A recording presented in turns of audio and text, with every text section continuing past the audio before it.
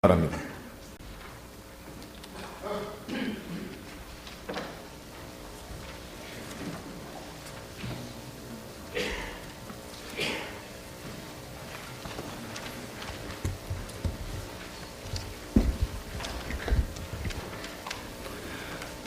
존경하는 허재한 대장님과 선배 동료 의원 여러분, 그리고 김문수 도지사님과 김상곤 교육감을 비롯한 공직자 및 각 언론사 관계자 여러분, 안녕하십니까?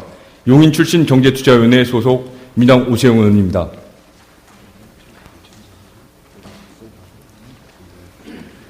팔당호 수질관리는 2,500만 수도권 주민의 먹는 물을 공급하는 큰 운물등과 같은 생명줄이나 다름없는 중요한 문제임을 우리 모두는 너무 잘 알고 있습니다.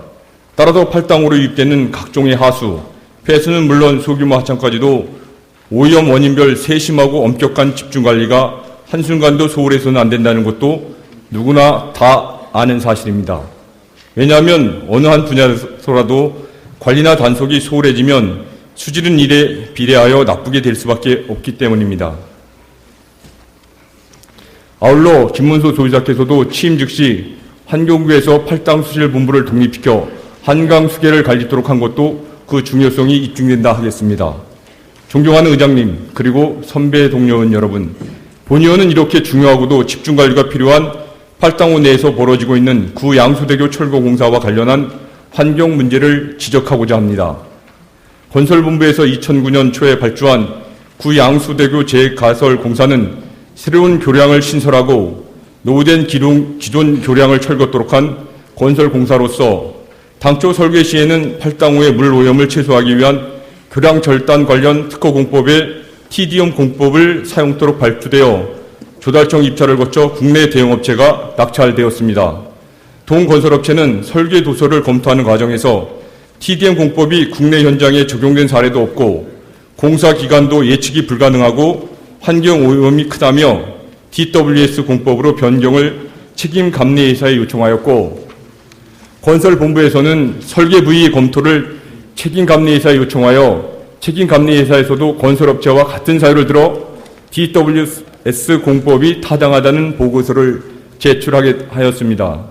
설계 부위 제안서를 작성한 건설업체 책임 감리회사는 고량 철거 공사의 TDM 절단 철거 방법에 경험이 전혀 없는 상태에서 절단 공사비 6억 9천만 원을 증액시키면서까지 변경을 진행했던 것입니다. 그 후 건설본부에서는 외부 설계 자문위원 2명과 본부 공무원 4명 등 8명을 심사위원으로 위촉하여 부의심의위원회를 2010년 2월 4일 개최 철거 공법을 변경 철회하게 되었습니다. 본 의원은 동 교량철거 공사의 철거 공법 변경 처리와 관련한 여러 문제점에 대해 지적하겠습니다. 첫째, 동공사의 총 도급 공사비는 392억 6,400만 원이고 이 중 철거 공사 관련 사업비가 88억 2,200만 원의 대형 공사이며 2005년부터 교량 철거 방법에 관한 타당성 조사, 기본 계획 및 실시 설계를 하는 동안 전문 설계회사에서는 충분한 검토와 건설본부와 협의를 거쳐 결정되었던 TDM 절단 공법을 도지사나 도본청에는 보고도 없이 자체적으로 이미 변경하여도 가능한 사안인지 묻고 싶습니다. 둘째, 부의사업 목적과 기대 효과를 설명한 국토부 지침에서는 현장 적용 타당성을 기능별로 검토하여 품질 향상과 원가 절감을 도모한다라고 되어 있는데, 물 및 환경 관련 전문가 또는 교량 철거 공법과 직접 관련되는 기술자 또는 전문가 참여가 전무한 상태로 심의한 부의심의원회 처리 절차가 과연 기능별 전문성 검토가 적정하게 이루어졌는지 도지사는 보시는지 묻고 싶습니다.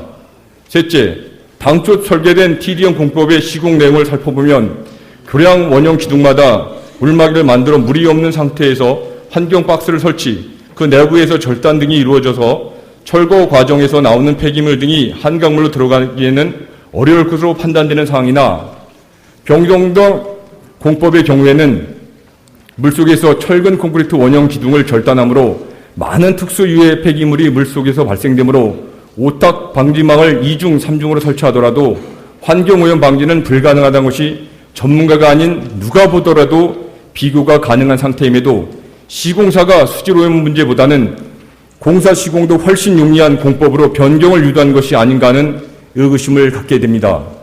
2011년 10월 한강9 행주대교 철거공사에서는 DW 절단 철거 공법을 사용했으나 유해 폐기물 등이 한강으로 흘러들어 물의를 일으킨 바도 있습니다.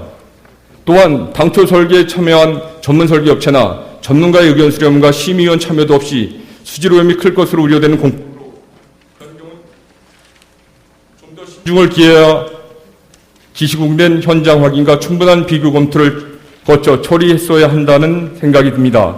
넷째, 변경된 공법은 철거 시공 과정에서 오염물이 포함된 폐수가 시간당 3,000리터 정도 배출된다는 자료가 있는데, 그렇다면 수질 및 수생태계 보존에 관한 법률에 의한 시간당 1,000리터 이상의 특수 수질 유해 물질이 발생 시 수집 및 배출 시설을 하도록 규정한 관련법의 절차를 밟아야 한다고 보는데, 제출된 자료를 보아도 검토 과정에서 언급된 바가 전혀 없으므로 관련된 접촉 여부와 처리에 대한 충분한 검토와 대책이 필요하다고 판단됩니다.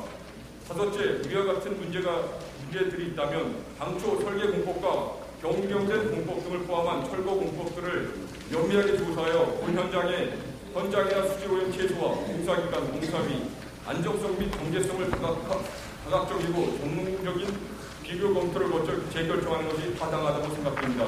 환경은 현재를 살아가는 우리만이 누리는 저희물이 아니고 후손에게 깨끗하게 물려줘야 할 의무가 있다고 봅니다.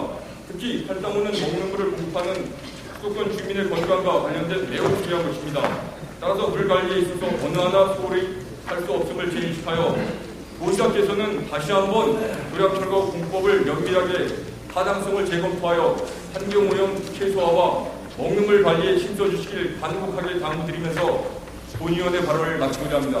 경청해 주셔서 고맙습니다.